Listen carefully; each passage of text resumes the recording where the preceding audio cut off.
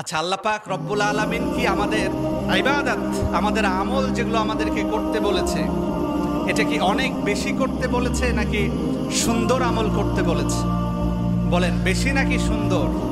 আমাদের উদ্দেশ্য, আমাদের নিয়ত, আমাদের ইন্টেনশনটা যদি এই রকম থাকে যে আমরা এখানে এসেছি, আমরা এখানে সময় ব্যয় করব, এটা শুধুমাত্র কেবলমাত্র একজনের জন্য, বলেন তো তিনি কে?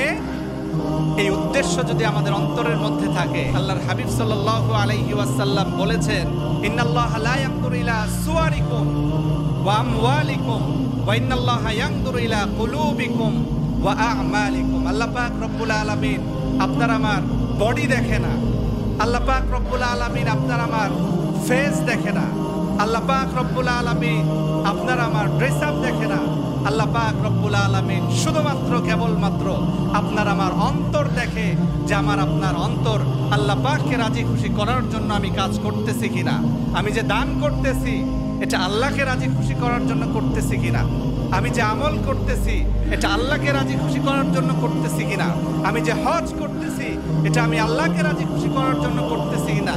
আল্লাহ পাক রব্বুল আলামিন আপনার আমার ইন্টেনশন দেখে।